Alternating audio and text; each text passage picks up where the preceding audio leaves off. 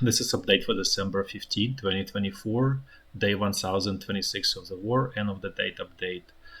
Also catch up all of the dates since December 11, the last prior video. Just gonna focus on the situation in Ukraine.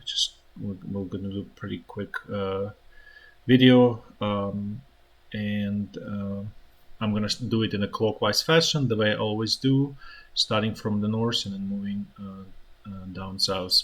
So first situation in the Kursk region of Russia remains more or less the same. Ukrainian forces slowly but surely being squeezed. So this map is somewhat not up to date, but essentially Ukrainian forces lost significant portion of territory here, south of Sudzha, and basically this is one-way street at this point. It's just a question of time. Now let's move to situation north and northeast of Kharkiv.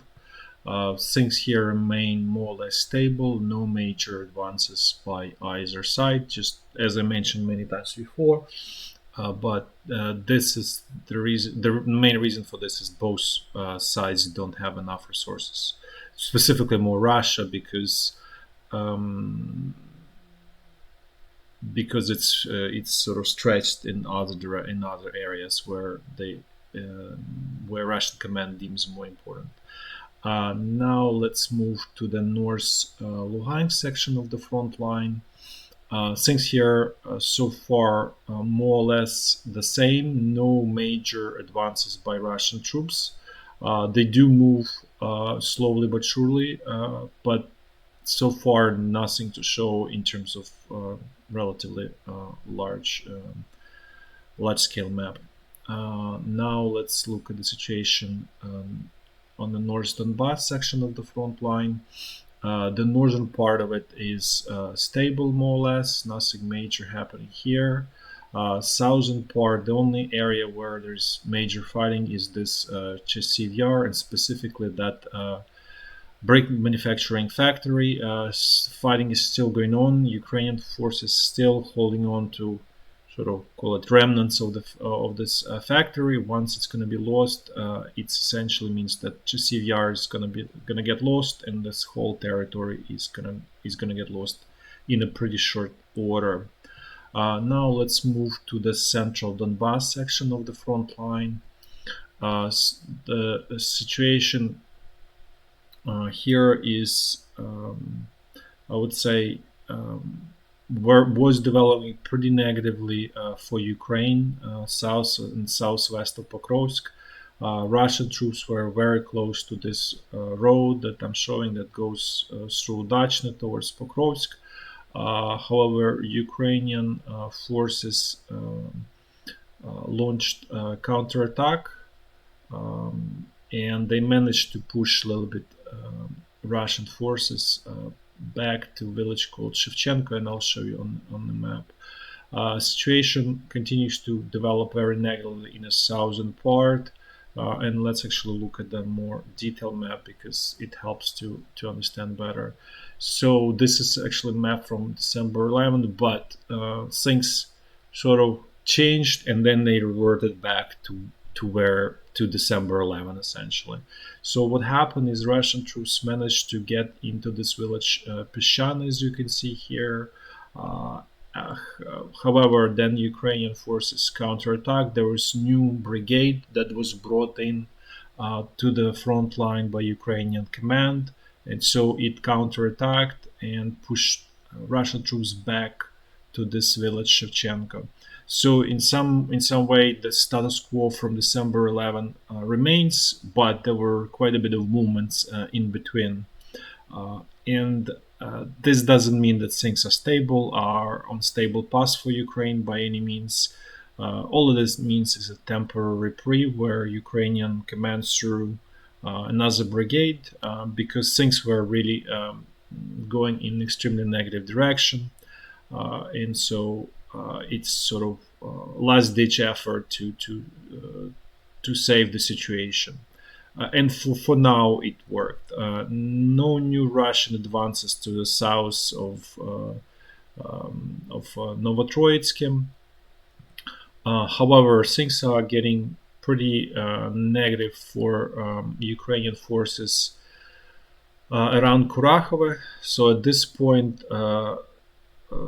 Ukrainian forces really holding on only to the power plant itself, which is great defensive position by itself, so no question about it. But the problem is that Russian troops really not attacking in sort of direct way. What they do, they're advancing in the western direction. So they already there is fighting going on for this village Shevchenko at this point. So which really means that Ukrainian forces probably going to lose it soon. And similar situation is happening with Dachne, where it's not as bad, but basically Russian troops are on the northern outskirts of this village Dachne at this point. So as you can see, that it's nearly impossible to hold on to this pocket for long. And then another problem is that Russian troops managed to capture village Zelenivka and basically advancing, moving sort of like north, a little bit north west, which, as you can imagine, also creating even sort of narrower bottleneck, which the end result of this is it's very hard and near exceedingly impossible to supply properly troops that are here on the most eastern part of this pocket. The other development in this area is that Russian troops again pushing back to capture Novy Kamar. So for those who haven't followed the way it worked, Russian troops nearly captured Novy Kamar. Ukrainian command launched counterattack. They pushed back Russian troops outside of Novy Kamar, and now Russian troops again on the eastern outskirts of Novy Kamar again. So as you can see, the general sort of trend and direction is, even if Ukrainian forces counterattack, it's short-lasting. Eventually, the territory is going to be lost permanently, and this goes to the situation with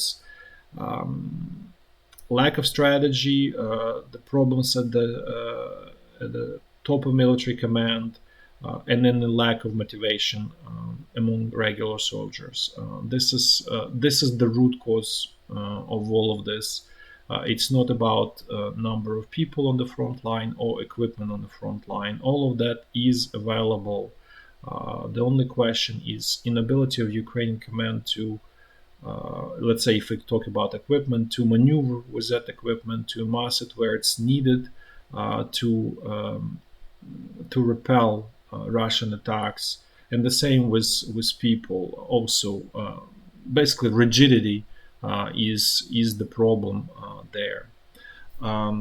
Now this is actually how it used to be on December 7th. So as you can see, the major problem is the Zelenivka, and also Russian advances here towards Shevchenko and Petropavlovka, and also Russian troops basically on the outskirts of these three villages: Slavyanka, Petropavlovka, and Shevchenko, and also on Dachne, it's a fourth village. And then also Ukrainian forces withdrew from this operational encirclement, but with heavy losses. So again, this is result of decision at the top of Ukrainian military command. Now let's move to the situation on Zaporizhya front line, where things fairly quiet. Nothing major is going on here. And let's finish with the situation along the Dnipro River, which also remains stable. Nothing is going on here, as it's been for a while. That's all for today. Thanks for watching. Till next time. Bye bye.